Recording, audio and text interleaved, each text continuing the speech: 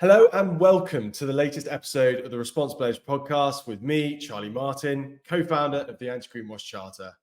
Join us each time as we learn from an expert on how to build a successful and ethical business. So today I was absolutely delighted to be joined by Thomas Kolster. We've been speaking to Thomas for a while, trying to get him over the line and get him on the show. And today was the day. So Thomas is an internationally recognized marketing and sustainability expert. He's the author of 2 books, Goodvertising and the Hero Trap, and a keynote speaker around the world. So absolutely delighted to have managed to get Thomas onto today's show. For anyone that's interested in advertising broadly, they will find this conversation fascinating. Thomas has got some very interesting takes on the future advertising and the impact that it can play on helping us to develop a more sustainable system, and the role, as I say, that advertising can play in that. So really, really interesting stuff. Some brilliant advice for any young advertisers out there as well. And really just an enjoyable, fun-filled conversation. So just want to say a big thank you to Thomas. Thank you for his time in joining us today. And of course, to any of you guys out there for listening in too. If you've got any questions or queries for either Thomas or ourselves, and as usual, please feel free to leave a comment. Thank you for listening.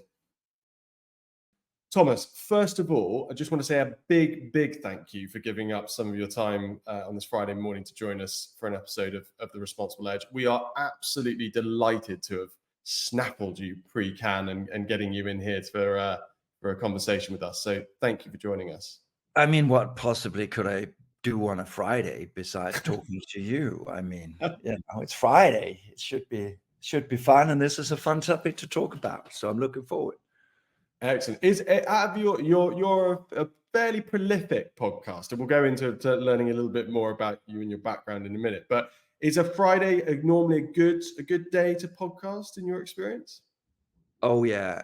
I think it's like an upwards going curve, from Monday being probably the worst day to invite me to anything. Also, just in general with clients, I tend to be very grumpy on a Monday, and then my happiness level sort of rises. So I'm pretty sure I'm a danger for the background of the audience who don't know me. So when we were the happiest country in the world, I'm sure that survey was done on a Friday, and not doing winter as well. So yeah. Very good. Well, I'm so pleased that we've got you in your sort of your crescendoing of positivity at the end of the week. Thomas, I feel like we could possibly just do a full episode on you and your background and all of the incredibly interesting things that you've done over a course of a super impactful career. We always like to start each show by obviously getting to know our guests as much as possible. Some people have taken us back to, it all began in childhood, and I was, inspired at the age of 9 by my lemonade stand to think about doing X, Y, and Z. Others have perhaps given us a bit more of a flavor of what's been going on more recently. Start wherever you would like to start, but please just give us as much of a taste of Thomas as possible. Oh, God damn it. I'll do some quick touchdowns, just to add some perspective. This is a story I don't tell too often, but I was actually born on a very small island in the middle of the Baltic Sea, in Scandinavia, an island called Bornholm. And at that time, when I grew up, was the exact time where the whole fishing industry collapsed, basically because there weren't any fish left in the Baltic Sea. So going to school with kids who used to be pretty sort of well-off kids of sort of fishermen with the big fleets and, their fancy water beds with like built-in radios, they suddenly had nothing. So very early on, I sort of experienced what can happen when we can't sort of just take nature for given and the services that nature provides to us. But I don't think necessarily that was something that made me do what I do. I think that happened way later, which was 2009, which was doing the climate summit in Copenhagen, and obviously being extremely disappointed about our elected government leaders not doing anything about it. And so that's actually where my journey started. And I think it's only later that I thought of thinking about the earlier days as well, and sort of that impact it had. And also sometimes for me, when these debates becomes very heated and people start pointing fingers at farmers and fishermen, etc., I'm actually, but wait a moment, I went to school with those kids. I Mm. actually already back then, so this is not easy. And but I mean, today I wear many hats. I think, for me, I'm pretty loud about the change that needs to happen in our industry, and I'm growing incredibly impatient at the moment because I've been talking about these things since 2009, and I feel our industry has become a goldfish. It sort of forgets everything, every loop, and like conversations about greenwashing, about the industry driving behavior change. We had those 10, 15 years ago.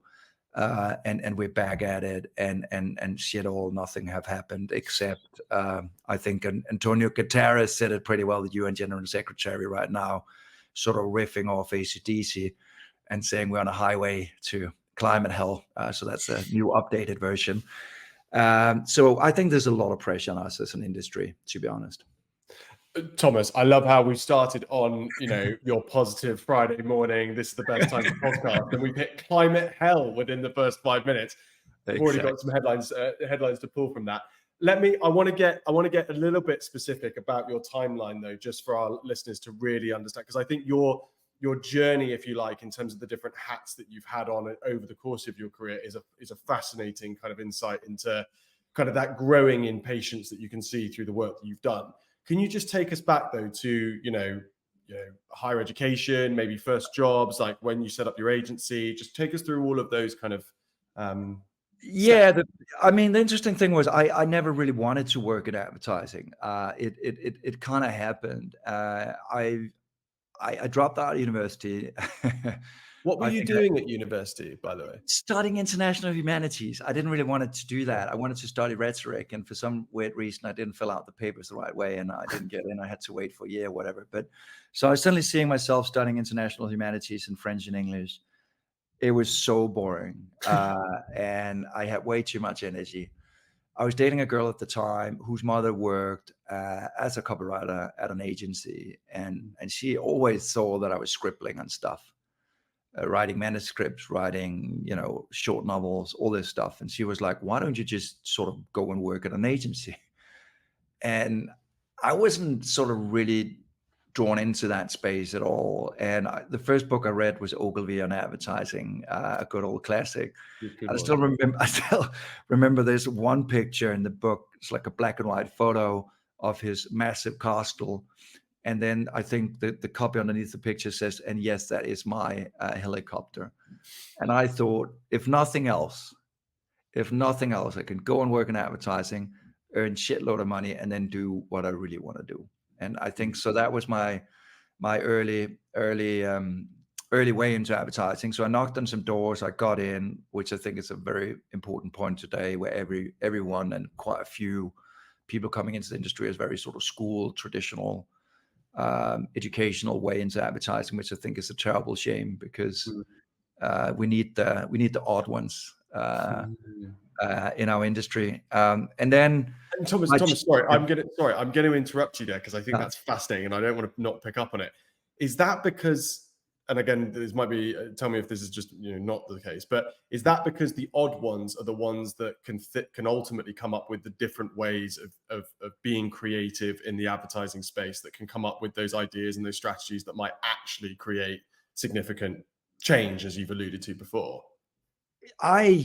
So generally, I believe that great creativity comes from great diversity. And we don't get great diversity if everybody went to the same school and read the same magazines and watch the same reels and can. It's just going to be a unfortunate formulaic way of creating advertising. And I do see a lot of that happening in the schools at the moment, which is a bit of a shame, because it's almost like, oh, but we're following this formula, and then hopefully we're gonna. Whereas, I mean, one of the creative directors he was an old blacksmith. I mean, how cool is that? That's awesome. Yeah. So I think we lack that sort of diversity, and I know there's luckily quite a few programs right now in advertising that tries to sort of make our industry more inclusive, but specifically when I began, it was definitely it was definitely easier just to walk into the agencies, which I miss a little bit. But I think the second thing that happened to me was that I got fired, which is incredibly good in so many ways, because that makes you look at what you want to do and rethink. And what happened was that one of the clients from that agency called me and said, "Hey, I really liked the work that you did, and I can understand that you're not with agency anymore. Could we maybe work together?" And so that's how I set up my first agency. I didn't know what to call it because I didn't know how to run a business. So I ended up calling it Incognito, because I thought the kind of secret, kind of like, and so those were the first years until basically up until 2009, where I then decided, or was provoked by the lack of results from the climate summit, to set up Goodvertising, and wrote my first book with James and Hudson, also called Goodvertising, to sort of inspire a new way in advertising, which was the early days of sort of Unilever's Sustainable Living Plan, Mark Spencer's Planet A, all these things. So this was sort of like a lot of that. Oh, this is exciting. There was Oakley Earth, Saatchi S had just sort of sprung up, Futerra, So there was, you felt there was like a little, like there was something that was like happening, but you couldn't really sort of say what it was, and it was still extremely niche. And obviously the book didn't really get the reception that I had expected.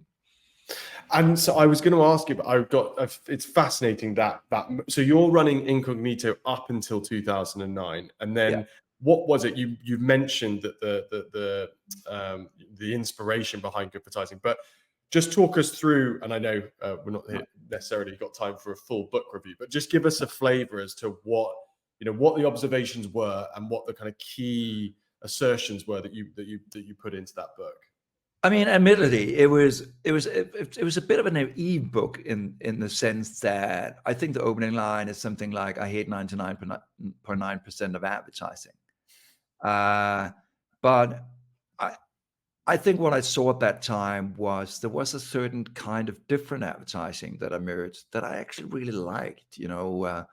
Dove's evolution, that obviously. Instead of sort of preying on young women's insecurities, I actually sort of wanted to support them, empower them. Chipotle began a lot of the early food journey. And so the premise of the book was actually quite simple. It was just saying, wait a moment, if you do something that's good for people on the planet, it's got to be good for brand and bottom line. If not in the short term, in the long term at least. And the second thing, and I'm still passionate about that, is obviously creativity. So I really wanted to look at creative ways of solving some of these societal problems, and for brands to actually do that while being great for business as well. And so that was sort of the premise of the book, and covered different sort of themes at that time and still today is quite relevant. Things like transparency, commitment, authenticity, etc.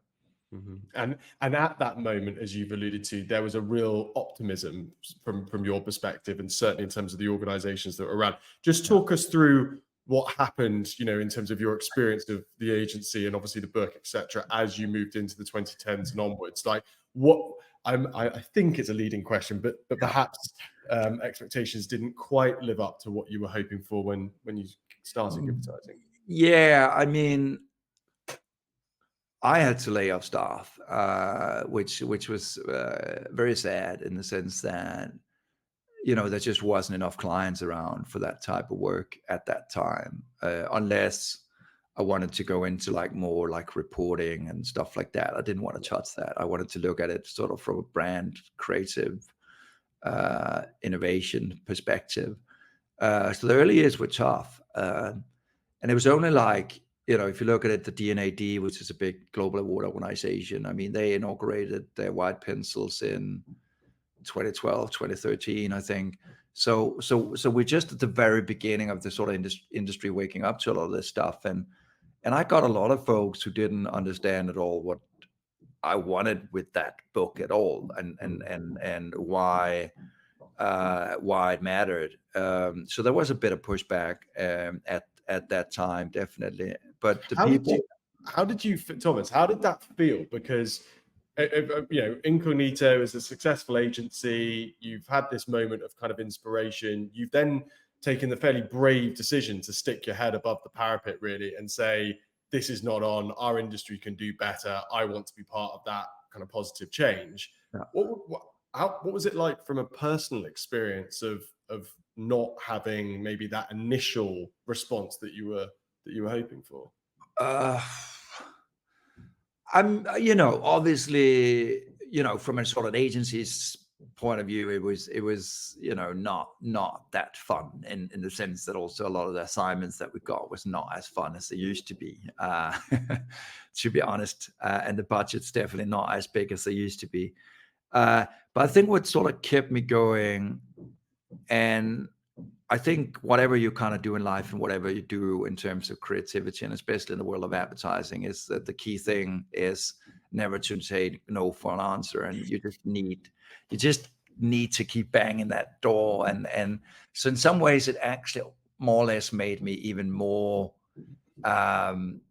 determined, because I met resistance. I think if it'd been smooth sailing, I probably would have been bored after a while. But because I met resistance, and even from people that I really respected in the industry, um, and again, there were lighthouses around. I mean, David Droga, for example, that I interviewed in the book, was quite outspoken about how he viewed this, and another industry legend like Alex Bogowski at that time just stepped out of Crispin and created his own little thing called Fearless Cottage. I mean, now he's back at the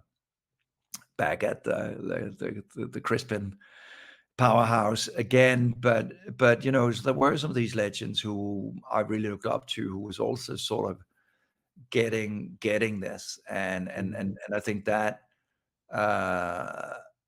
that also made me more confident in what I was sort of trying to achieve at that time.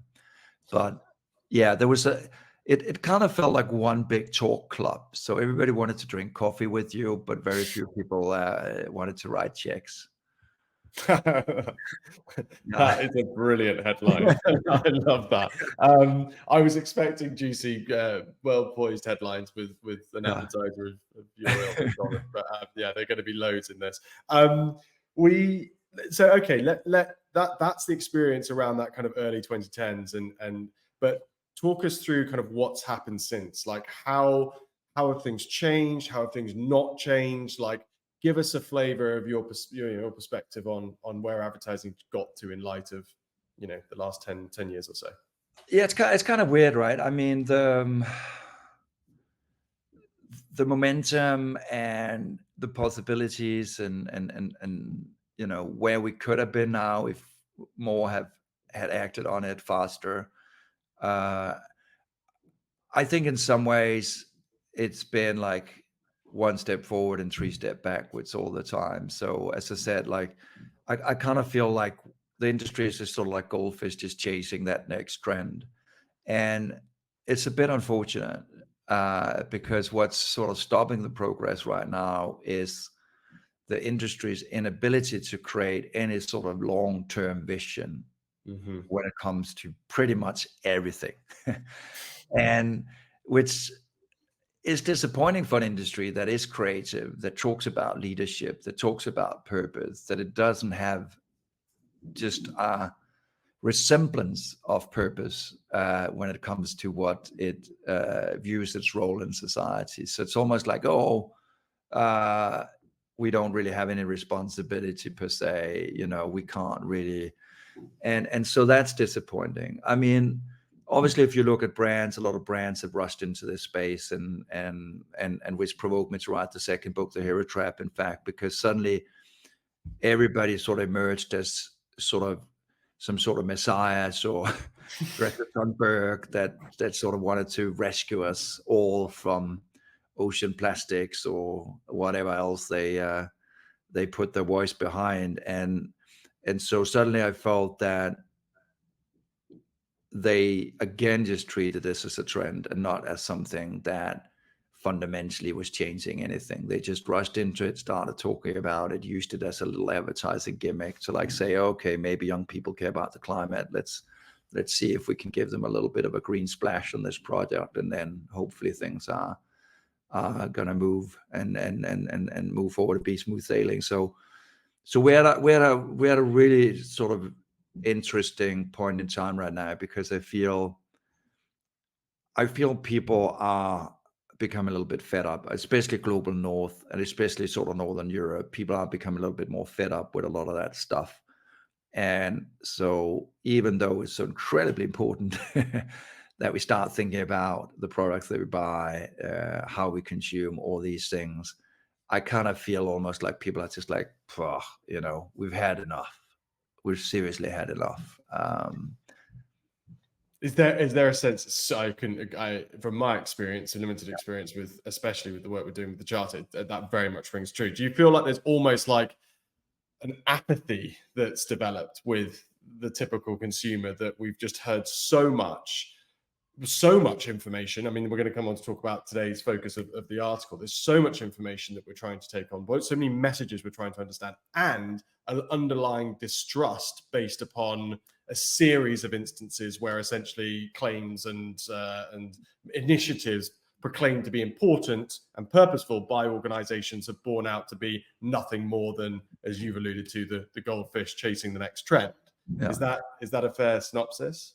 No, but I think there is. I mean, there's so many challenges in this, right? And in all fairness, what is sustainability really? What is fair? What is green?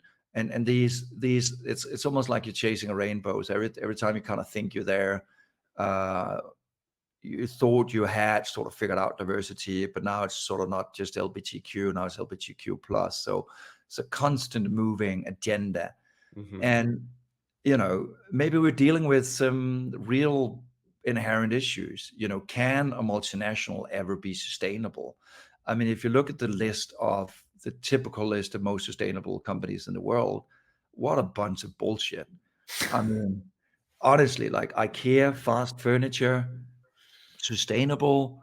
I mean, some banks who are investing heavily in oil, I mean, so I get why people get not just frustrated, but even angry, because we're serving this sort of narrative that's just not right. And I think a lot of people today are growing up in a completely different world where they can choose 100% sustainable product that's made just down the corner, which comes in the right packaging, right ingredients. The company is maybe even set up as a B Corp, or at least as not your typical shareholder sort of inherent greedy oil tanker type model, which probably can't deliver the real change.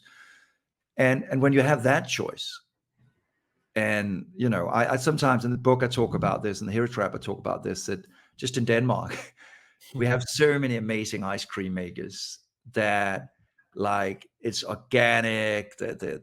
I mean, the cows have almost been massaged. It's and then you compare that to Ben and Jerry's, which is on some sort of mission. But if you look at the product, it's kind of like bland, industrialized. It's not even organic. What are we talking about? We're just comparing. But apparently Ben and Jerry's is sustainable. But so I get why people get schizophrenic and angry. And so maybe the thing is that these big guys can't be sustainable, and maybe we should stop that nonsense in the first place. Can they be? I'm fascinated by that, Thomas. I want to ask two questions on that. First one is it not?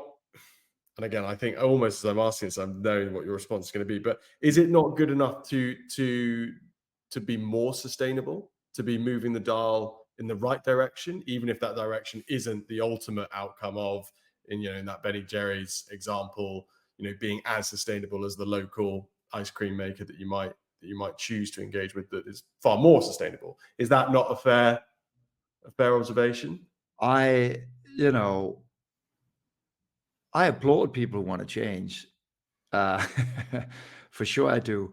I just think the sort of overheated rhetoric I fucking hate. Because I mean, look at this sort of betting war. In 2050 we're going to do this and that. In 2040 we're going to do this and that. Uh, I mean, a lot is just nonsense, right?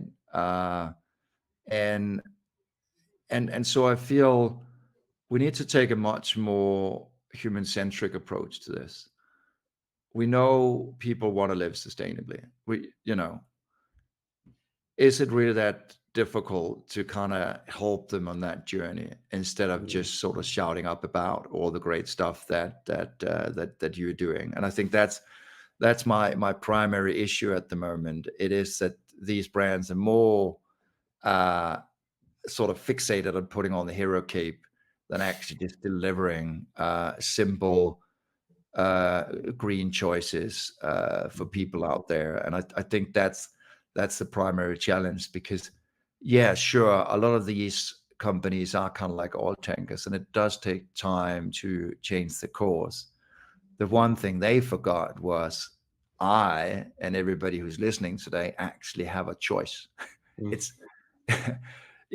they can the big ones, they can try and prevent that from happening by using their strength in distribution, etc. But yeah, I do have a choice. I can say no to that product. And I think that's what a lot of these brands don't realize right now. And I think that will happen much, much faster than they're anticipating, as people are becoming much more informed about this.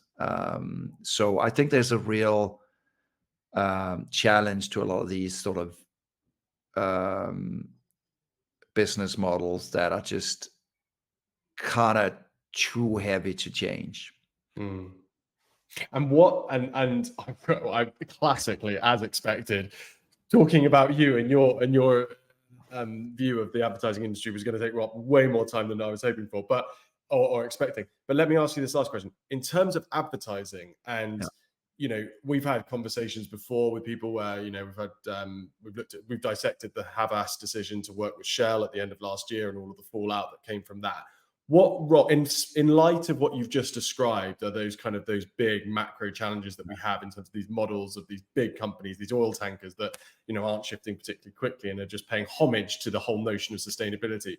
What role does advertising play in enabling that to change? And as an advertiser looking to work with perhaps some of these companies, like, how do you go about making decisions about who you will and won't work with and how you'll work with them? I mean, the industry represents nearly $1 trillion US. It's a lot of money, and it's a lot of influence. As I said, I don't think the industry really does show any kind of leadership whatsoever. And so this whole conversation about who you want to work with and who you don't want to work with is just waste of time. Because it's not that we're lawyers. I mean, if you're a lawyer and you don't behave well, you get kicked out. You're not allowed to put on that little lawyer label. When it comes to our minds and what we feed our children and our communities, we are not being per se held responsible, or our industry don't hold responsible the other players. So when we have a guy like Antonio Guterres who recently said, dear advertising industry, dear media companies, stop advertising oil. It's that simple. What are the industry going to do? It's like, yeah, maybe not, but it's also a good budget, So, so we can be part of the change if we work with them. Exactly, which might not be true, but I think the challenge is that unless we as an industry sort of carve out a vision how we see this world, and we missed so many opportunities when it came to social media. We didn't really sort of have a clear manifest in terms of how we saw that play out. Mm-hmm. Now we see those ramifications with reports like came out on Instagram, etc., and mental health, etc. So we're seeing the harm. Industry didn't do much. Now they're complaining about influencers and all that stuff. we could have done something around that as well.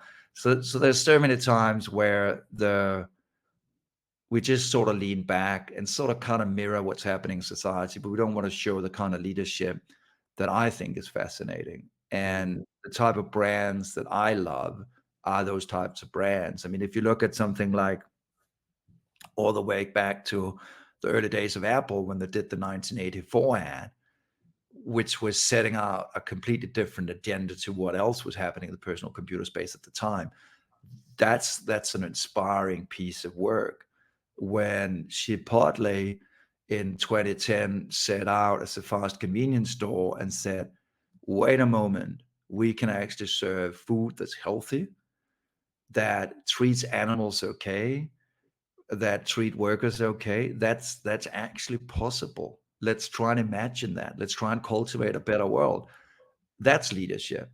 I don't really see any leadership from our industry. We just mirror whatever else is happening in society, and then we sort of tag along a little bit instead of just saying, "What do we actually want to do?"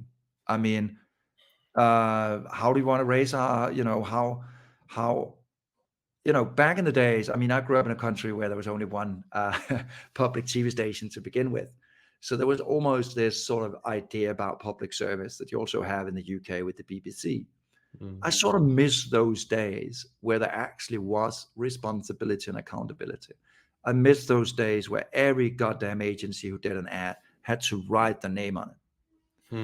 I've done work back in the early days of advertising where we did some pretty provocative campaigns, and the reception was overflooded with calls, with angry callers who was calling the agency and said, "What the fuck are you guys doing?"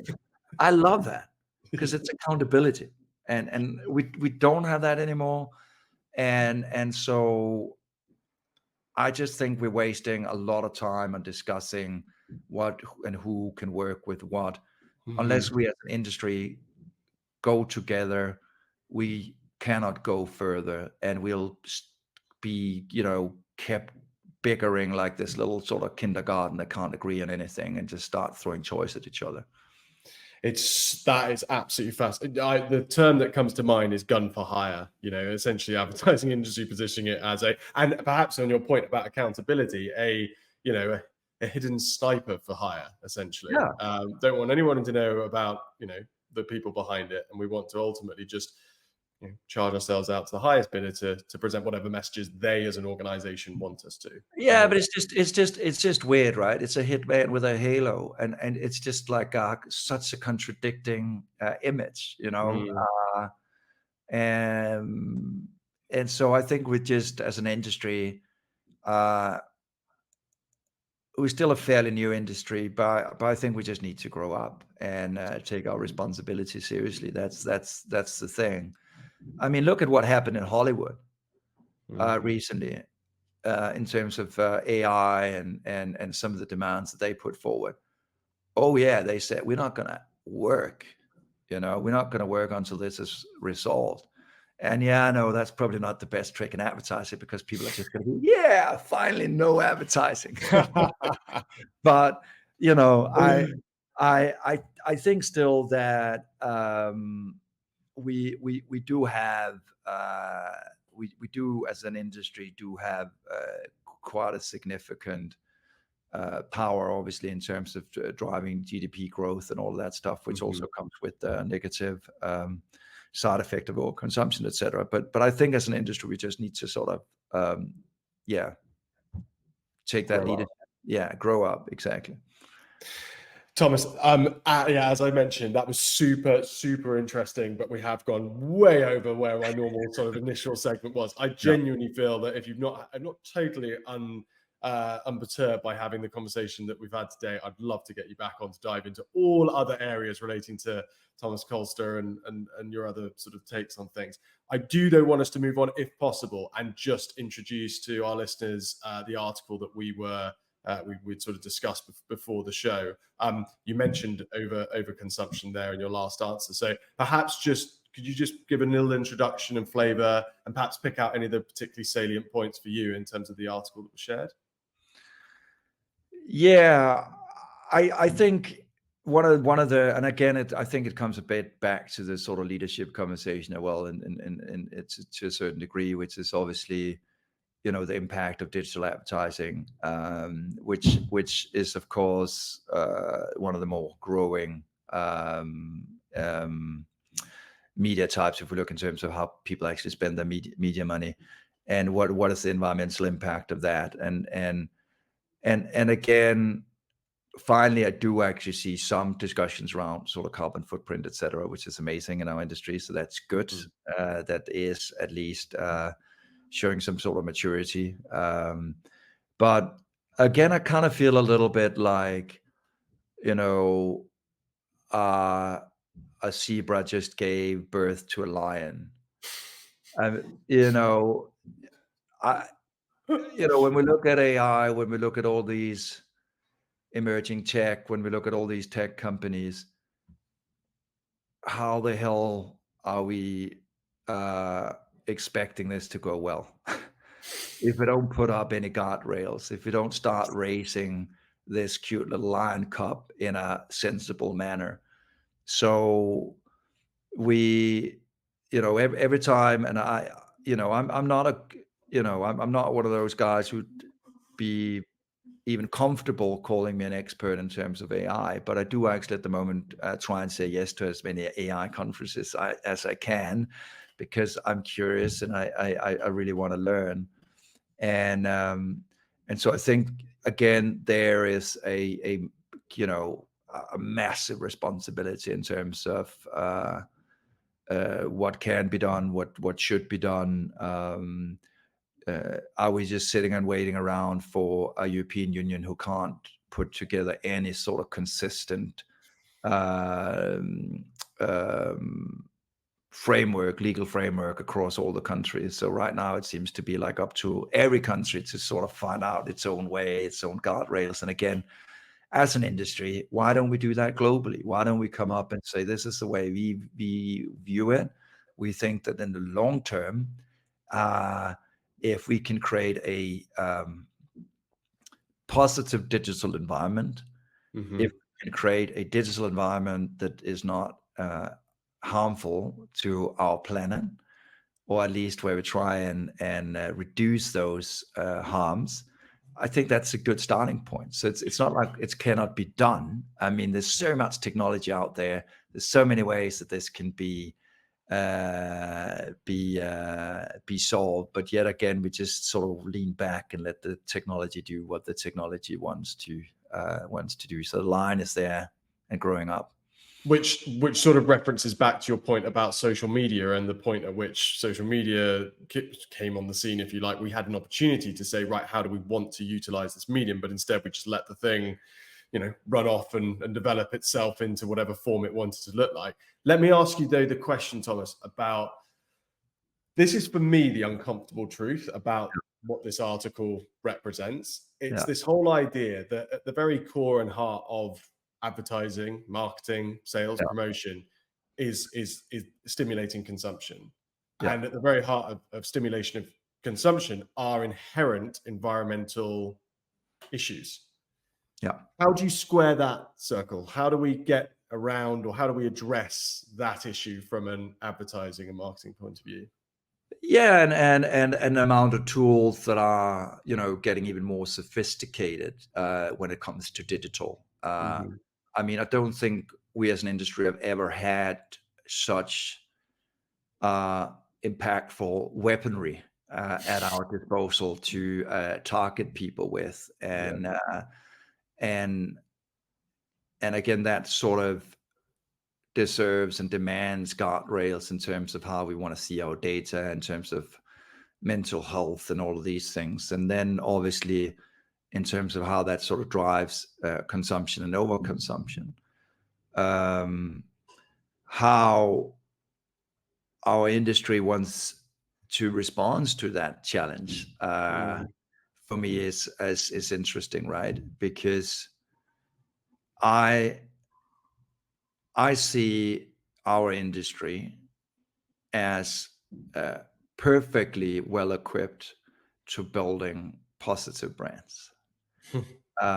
Because for me, by the end of the day, it is about branding. That's what I love in the industry. I love to build. I love to build brands. I love to build relationships with people out there to get them to feel something about product X, Y, and Z.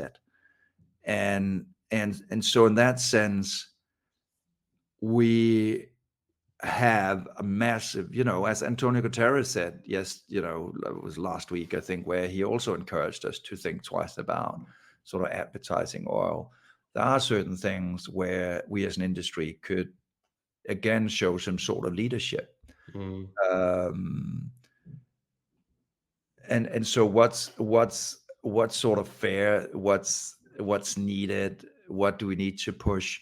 And there's so many things we could just say no to. I mean, three for two promos. Why is that still a thing? We could get rid of that. We could get rid of this senseless sales cycle that's happening in the fashion industry, which is hurting smaller retailers. Um, you know, um, there's so many of these things that are just not great for anyone that we Mm. could get rid of. It's not that we cannot take leadership on that stuff, and that's what pisses me off the most. Is there are things where we have a choice and we take the wrong choice. If you're in a supermarket and at your checkout counter you see candy, that's a bad supermarket. You Mm. can't get away from that. That's just a bad supermarket. They could have a nice CSR policy, but it's a bad supermarket. This is where they earn their money. It's but what is it that you want to do? Why don't you want to leave people with some fresh fruit as they check out? Why don't you want to leave your customers at least longing or nudging them to go to the better side than choosing some cheap calories? So that also leads me to the internet and the promise of what that could have been a meeting place, a point for collaboration, access to education, all of these amazing things. And today is just uh, a cheap $1 store that's available for the highest bidder. So what you search, what you're getting exposed to, is just advertising. Mm. And yeah, so I think we need to redesign. I think as an industry, we really need to go back and redesign. And I don't think that it will in any way really change the amount of money per se that is being spent, the $1 trillion if Mhm. agencies are afraid of going out of work. I don't think that's going to be the issue. Uh, but it's just what we want to advertise, where we want to advertise it, and how we, for every decision we make, think like a public service channel. What's Mm. best for society? What's best for our children? Mm. I think if every little advertising creative had his son or daughter in front of him when doing advertising, I'm pretty sure that there's a lot of ads that would never have been made. That's a super interesting point. How do you see any green shoots? I think you mentioned AdNet Zero before, perhaps before we started the call. I know that's in a looking at a particular aspect of advertising, but do you see the green shoots of some of these initiatives starting to have an impact? Would you like to see others essentially set up in these other areas around, overconsumption, etc.? Yeah, I do think that. I mean, one of the things I have noticed from the early days, 2009 to today, that I'm seeing a much more diverse ecosystem, which is amazing, right? I mean, there are now organizations, nonprofits within our industry that talks about, good digital health, stop oil advertising, creatives for climate. There's a lot of organizations that sort of represent these voices within our industry. So there are a community of advertising people who want to do this differently. Absolutely. Some of the big organizations, whether it's the IAA or the WFA, and in brackets there, I do sit on the Sustainability Council at the IAA. There are also conversations there in terms of what can be done as an industry. Um, so there are more diversity right now, and there are initiatives that I'm finally seeing, but is it fast enough and big enough? No, it's not. And I think that's the key challenge right now, when we see the acceleration right now of the climate emergency almost on a daily basis. We see floodings, drought, you know, thousands of people getting killed, and yet still we continue with business as usual as an industry that is definitely part of that problem. So yeah, so we need to move faster, and we need to move together. Do you, Thomas, in light of all that you've just said, are you optimistic? Oh, damn it. It's Friday. I should be, right? Back to the optimism. Do you think we can get our act together? It's kind of weird. Like, I think as a creative person, you need to be inherently optimistic. You need to be able to, envision a future and set forward a vision and a direction to which you want to move and can move. I kind of feel like I'm on a roller coaster ride, and if you catch me on the right or wrong day, the answer would be different. Last summer I felt quite pessimistic about everything that was happening, and so I created this format called Climate Punk, which for me was um, a show where I wanted to talk to everybody else than people from advertising. So, Nice. so I wanted to talk to a lot of people who stood up for climate and understand what drove them, what's their motivations, and really talk to every man and woman out there. So not just the Greta Thunbergs of this world, but also just some ordinary person who thinks that, oh, this bothered me, now I'm doing this. And so for me, Climate Punk was at least an opportunity to connect with some different voices in this space and understand what drives them. And in doing so, I learn along the way. And sometimes I get more optimistic, and sometimes I get more pessimistic in terms of what guest I have on. Okay. Well, that's a nice sort of slightly sitting on the fence answer, I have to say, at the end there. But I see where you're coming It's an from. answer. It's an answer the politician would give you. No, Yeah. okay. Let me be. Even though it's a Friday, we're fucked. I mean, no, but let's be honest. Let's be honest. I mean, the thing is that we are right now in a capitalist system that seems to have a built-in inability to deal with long-term changes. We are in a political system that thinks in 4 to 5 years, or if you're in the UK, every time you change underwear, you get a new government, right? So you can't expect long-term change, and what we need now is long-term thinking. What we need now are leaders who are willing to jeopardize their own political careers in terms of actually standing up for some of this stuff and acting fast on it. And so I'm not very optimistic, to be honest, because there are a lot of signs that are not pointing in the right direction right now, and the inequality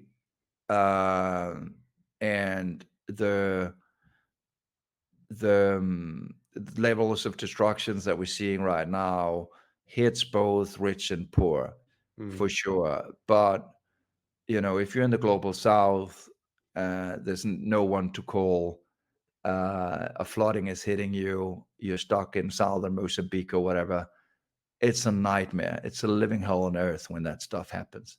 At least when things happen up in California and in your more sort of privileged parts of the world, yeah, it can be a living hell as well. But hopefully, eventually, help will arrive, and and so I feel what needs, when at a certain point when I'm giving up on politics a little bit and business, obviously the finger points at you and I, right, in terms of saying okay,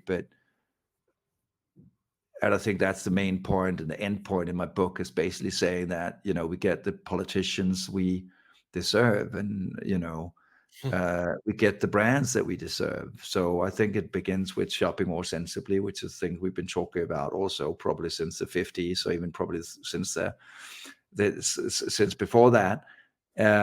So the power is in our hands to change this stuff, but it begins with us taking that individual responsibility and actually trying to drive that change. Which is, I think, exactly as the article that we share, Crescendo, which is perfect, Thomas. We're going to try and end it on a really positive note. Yeah. Although I'm really pleased that you did kind of share that. I think it's nice to call a spade at times, and I think that was brilliantly poised and positioned of what you just described. I'm going to slightly tweak the question that we ask. Normally we ask, what was the number one bit of advice that you would offer yourself as a 20-year-old sort of, starting out, looking at your career in advertising?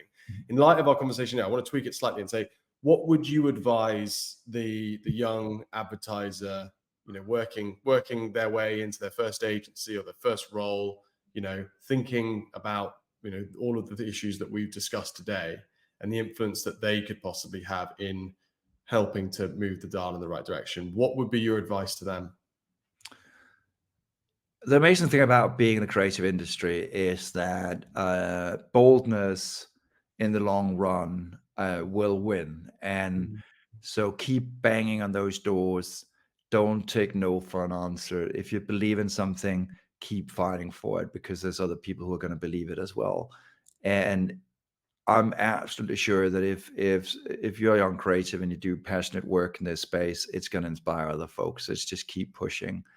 I think that's the only advice I can give to those young folks. I'd say, in terms of the optimism, I mean, again, if we make it human centric, I mean, in Denmark, there's this report coming out right now, and obviously a lot of good things are happening in terms of the energy transition in our country, in terms of offshore wind, et cetera. But the key problem is still the sort of overconsumption. I think our carbon footprint at the moment is around 12 tons, and we need to reach 2.5. So it's a pretty serious carbon diet we need to go on, and it's not that it's not possible. There's so many things we can do. We can eat plant-based. We can choose to have banks and pension funds that there's so many things that can be done. So we're not like we're not on a like a boat just floating around hopelessly in an overflooded world. I mean, we do have a possibility and a chance to sort of set that direction. But where the industry comes into play is offering people those sensible green choices. That's the least we can do as an industry. The least we can do, and I think that's a good. I think that's a good starting point. Thomas, I think that's a very good starting point. And I have to say, we've gone way over our normal recording, but I felt like that was a fantastic conversation. So thank you so much for joining us today. Really enjoyed it from my end. Hope you did too. And hopefully we'll snaffle you for another episode at some point down the line. Sometimes it's good to leave work on a Friday feeling a little bit disillusioned, but also slightly optimistic. So thank you for inviting me, Charlie, and be happy to come back again. Top man. Thanks, Thomas. Thank you.